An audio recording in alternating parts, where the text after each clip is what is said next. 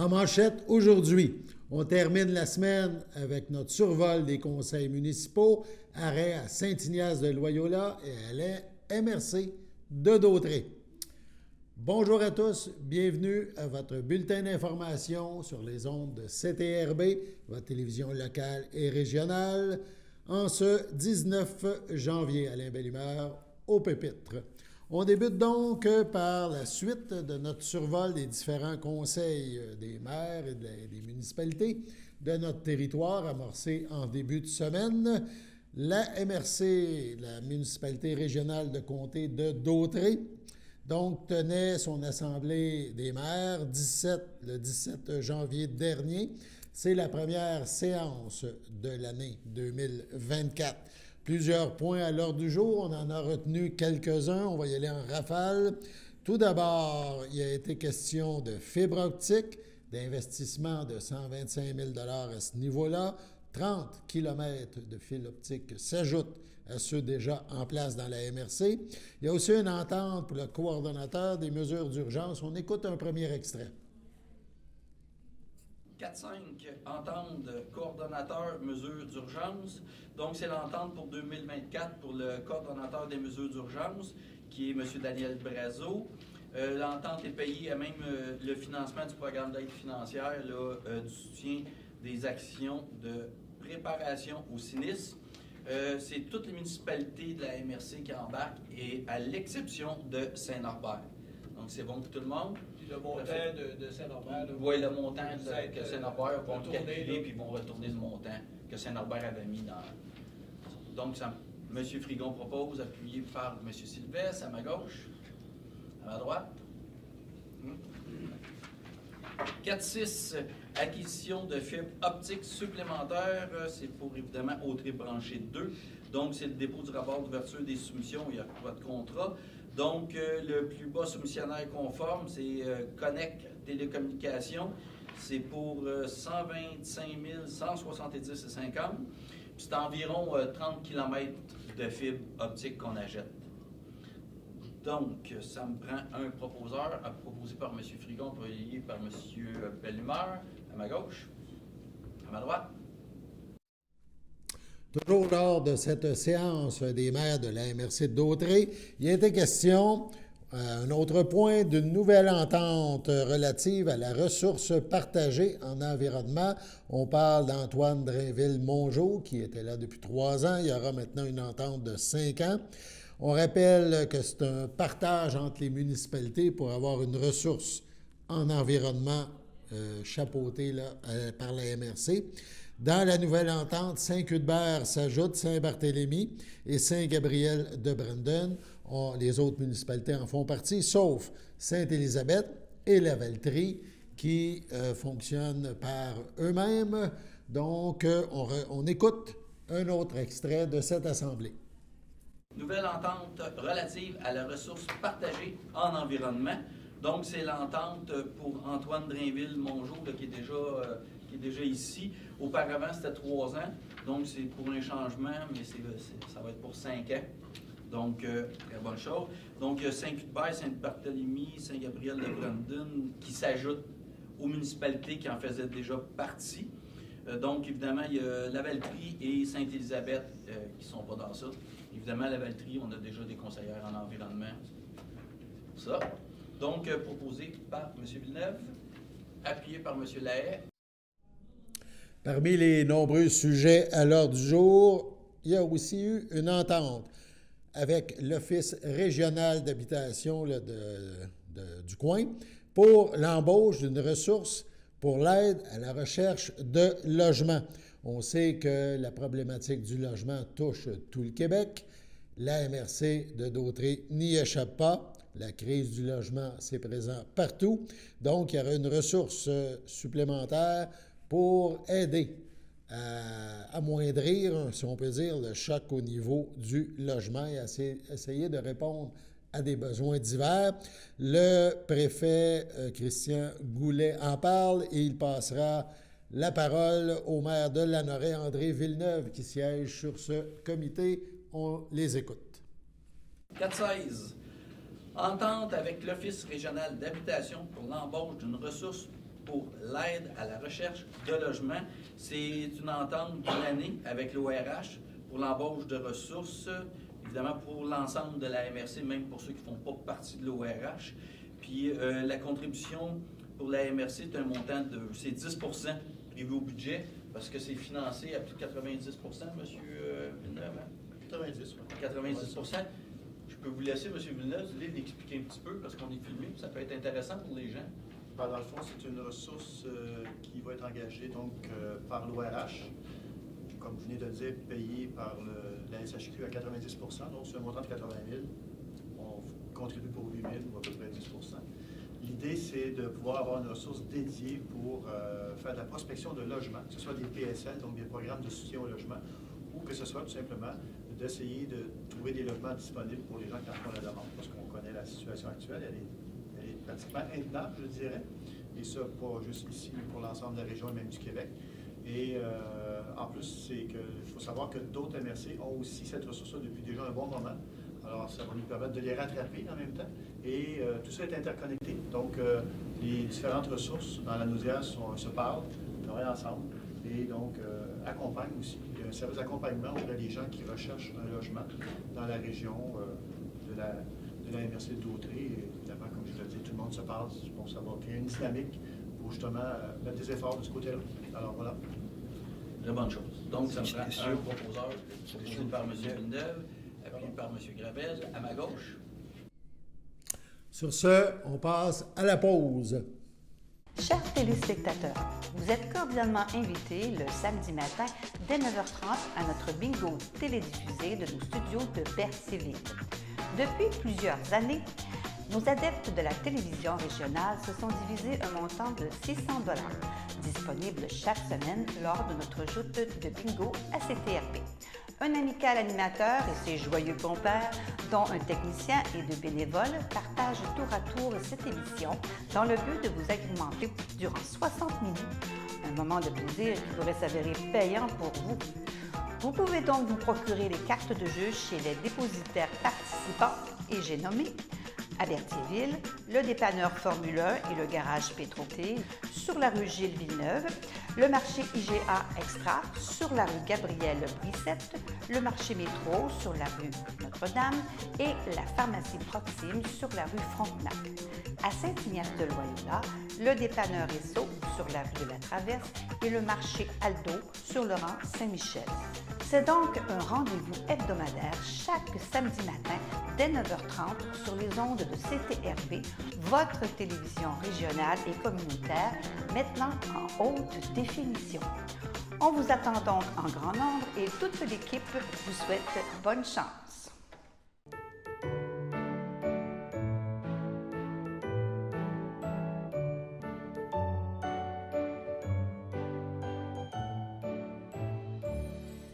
En ce 19 janvier, notre grand livre des anniversaires compte une page vide. Cependant, il est bien garni pour le 20 et le 21 janvier, ce week-end. Donc, les filles d'Isabelle souhaitent bonne fête pour demain, 20 janvier, à Jacqueline Carpentier.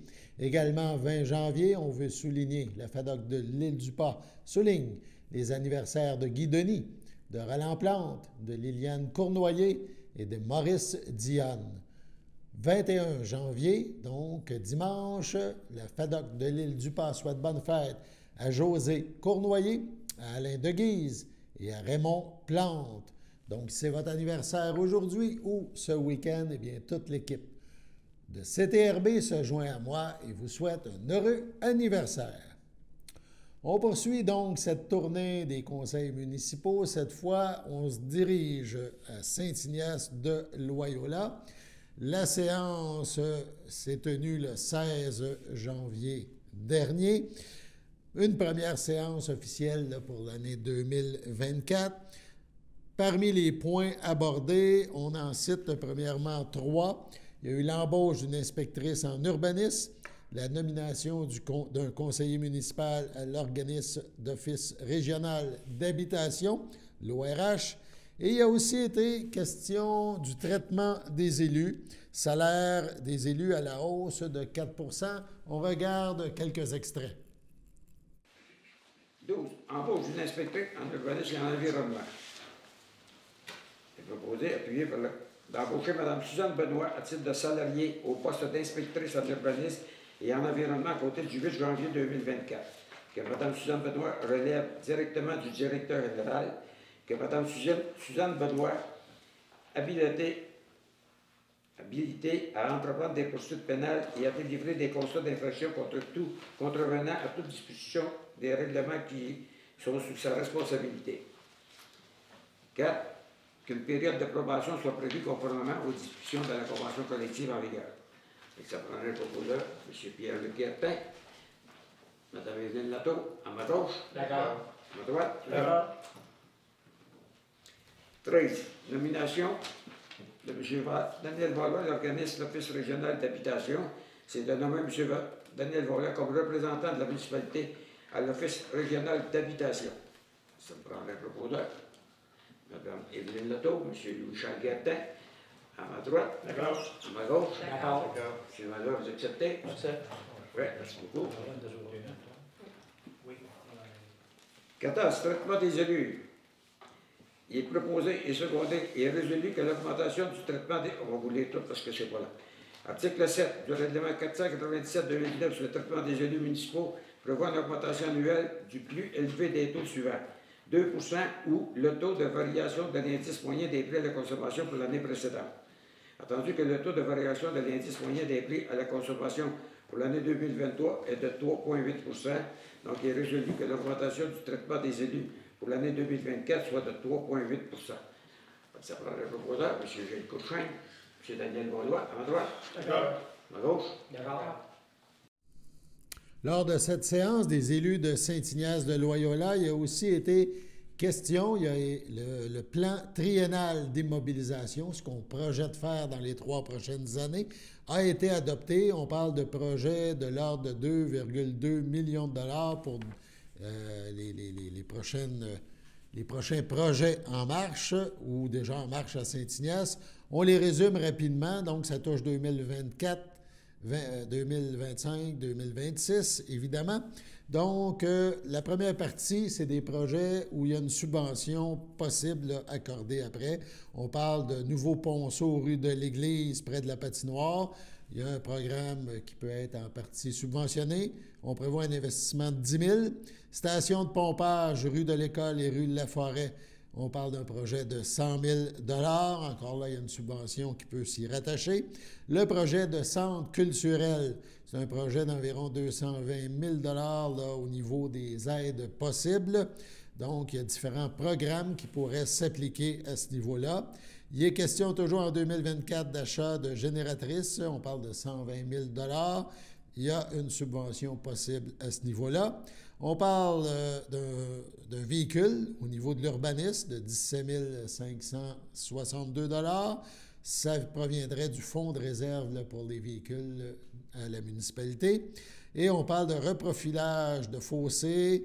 Rang Saint-Luc, c'est 15 000 $ par année pendant 3 ans. Encore là, le programme de la TEC, là, qui est un programme au niveau du gouvernemental, là, pourrait aider à payer. Donc, des projets qui vont être subventionnés potentiellement. On parle de 482 566 $. Il y a d'autres projets aussi, le prolongement du réseau d'aqueduc, d'égouts et de la réfection de la chaussée de la rue de l'Église. On parle d'un emprunt au secteur de l'ordre de 294 000 $, d'une possible subvention là, de la TEC pour 314 000 $. Il est question aussi du garage municipal, d'un emprunt de 140 000 $ et d'une subvention provenant du PRACIM, un autre programme gouvernemental de 260 000 $. Il est question aussi du bureau municipal. On parle que le bureau soit déplacé dans l'ancienne caisse populaire. On projette un emprunt de 280 000 $. On pourrait aller chercher, au niveau subvention, 520 000 $. Et évidemment, pour 2025, on parle du projet de l'Église, de la salle multifonctionnelle. On pourrait y aller d'un règlement d'emprunt d'un peu plus d'1 million et d'une subvention d'1,9 million, mais c'était finalisé.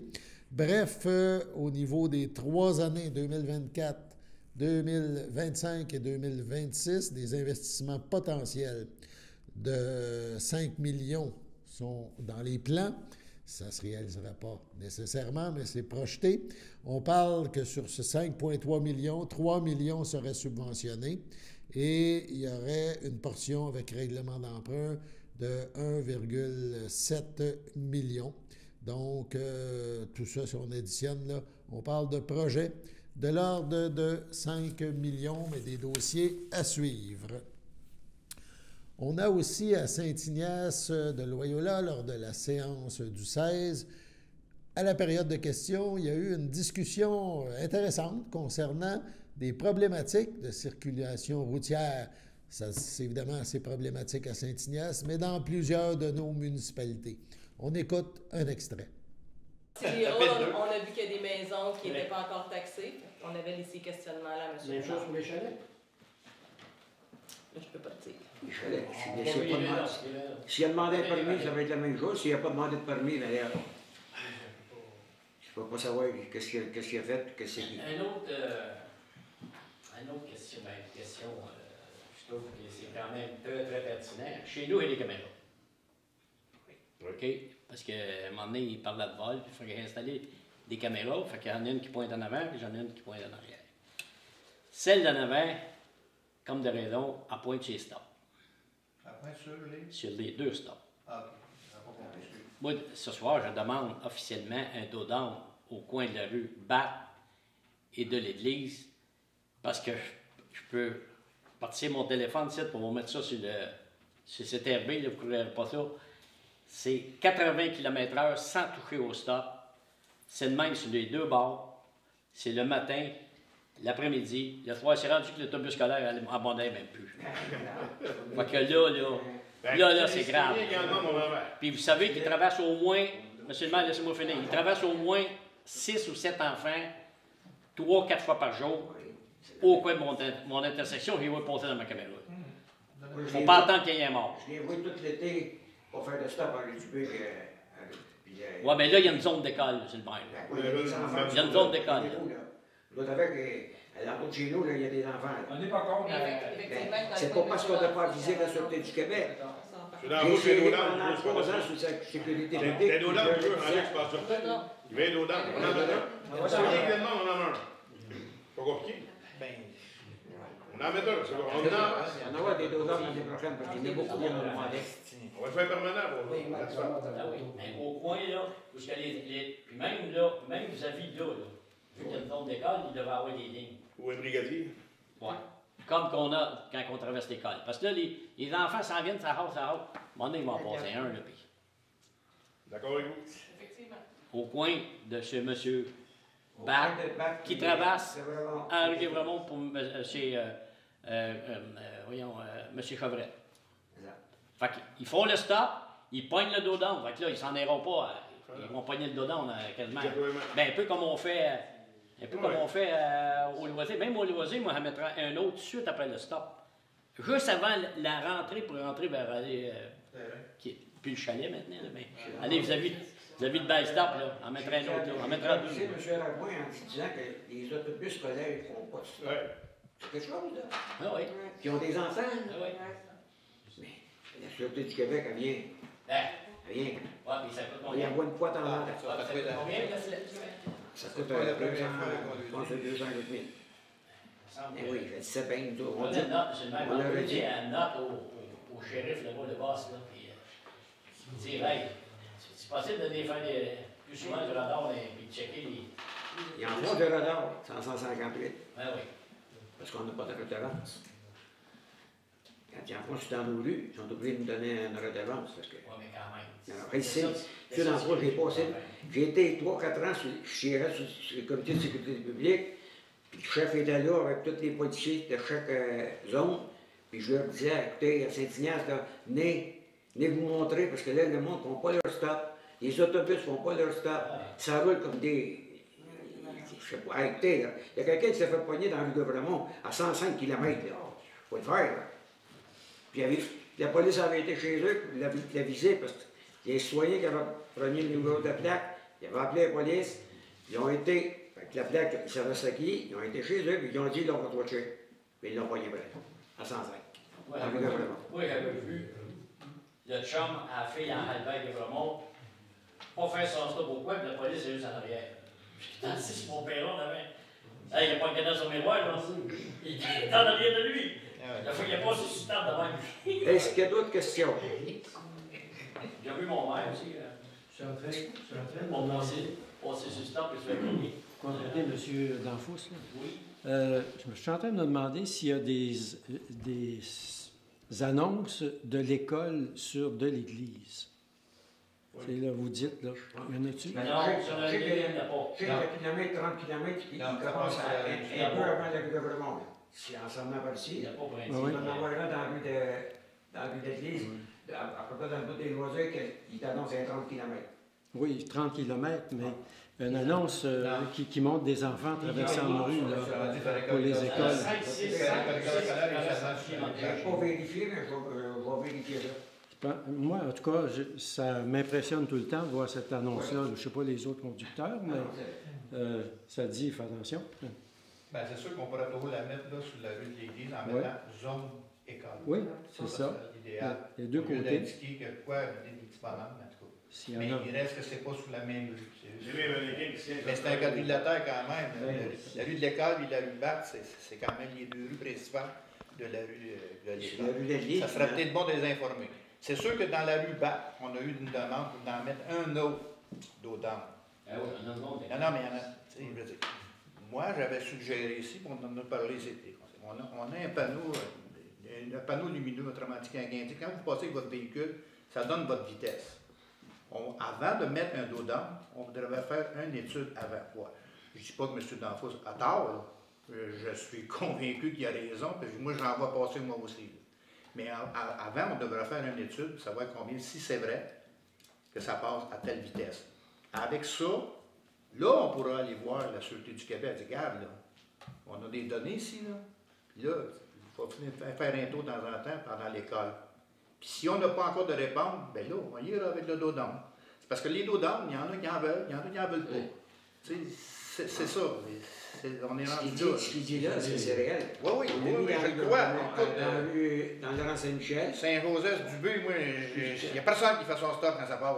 On a Je mis le sais, je les vois, je suis bien placé. On a mis le panneau dans le rang Saint-Michel, on l'a mis dans le rang Saint-Isidore, puis ces deux bords-là, elle enregistre la vitesse, la Ronin, puis la vitesse. Elle ne dit pas c'est qui, mais la vitesse.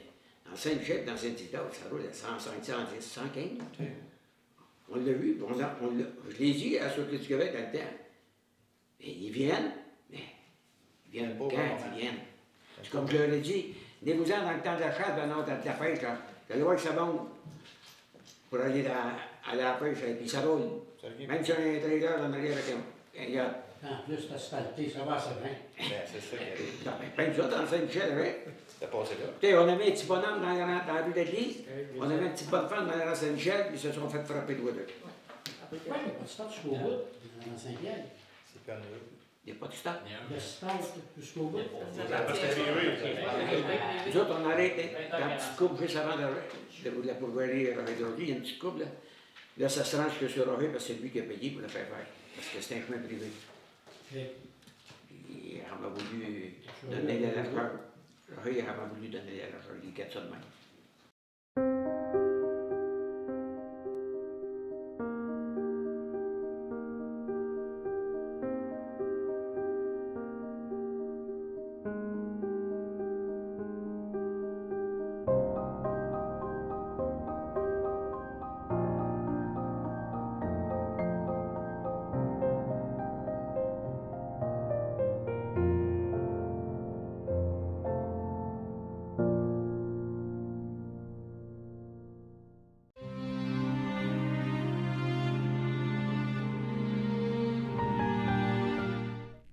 Au CHDL de Saint-Charles-Borromée, le 2 janvier, à 68 ans, est décédée Mme Lynne Champagne, épouse de feu Robert Allard, fille de feu Rosaire Champagne et de feu Irène Moreau, demeurant à Sainte-Geneviève de Berthier.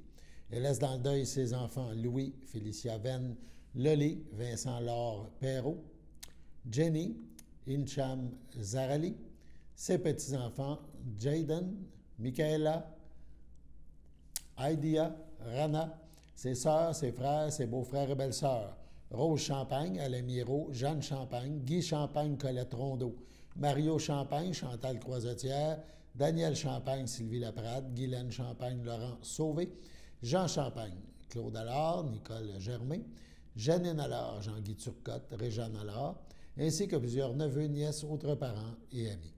La famille vous accueillera samedi 20 janvier dès 10h au complexe funéraire Efterio, 741 rue Notre-Dame à Berthierville. Les funérailles suivront à 14h en l'église Sainte-Geneviève de Berthier. Madame Champagne sera inhumée à une date ultérieure. Accidentellement, à Saint-Zénon, le 29 décembre dernier, à l'aube de ses 18 ans, est décédée Kellyanne Garceau, demeurant à Berthierville. Elle laisse dans le deuil sa mère Emmanuelle Caron-Poulain, Charles Cloutier, son père Danny Jonathan Garceau, Marilyn Côté-Gemme, ses sœurs Maïka et Allison, ses grands-parents maternels Alain Poulain et Claire Caron, sa grand-mère paternelle Jacqueline Voyer, feu Alain Garceau, ses oncles, tantes, cousins, cousines, autres parents et amis. La défunte ne sera pas exposée et une cérémonie aura lieu à une date ultérieure. C'est avec tristesse que nous faisons part du décès de Mme Lucie Saint-Antoine, survenue le 4 janvier dernier au CHSLD Le Champlain, à l'âge de 102 ans et 10 mois, épouse de feu Anthony Bérard, demeurant à Berthierville, autrefois de Saint-Barthélemy. Lui a précédé son fils Luc. Elle laisse dans le deuil ses enfants, Dominique Bérard, Lynne Saint-Don, Marie Bérard, Marcel Livernoche, Suzanne Bérard, Yvon Sylvestre, Jacinthe Bérard, François Bérard, Huguette Savoie, Gilbert Bérard, Chantal Ferland, Denis Bérard, feu Manon Duhem, son amie Ginette Boucher, Monique Bérard, Ghislain Wolfe, ses 14 petits-enfants et ses 15 arrière-petits-enfants. Ses belles-sœurs, Janine Laurando, feu Gérald Saint-Antoine, Juliette Lavôtre, feu Louis-André Saint-Antoine. Lui a précédé sa sœur Marie-Claire Saint-Antoine, feu Gaétan Bastien, ainsi que plusieurs neveux, nièces, autres parents et amis. La famille vous accueillera samedi, le 27 janvier, dès 10h, au complexe funéraire Efterio, 741 Notre-Dame, à Berthierville. Suivront les funérailles en l'église de Saint-Barthélemy à 14h30. Madame Saint-Antoine-Bérard sera inhumée au cimetière de Saint-Barthélemy le même jour. Sur ce, passons à la météo.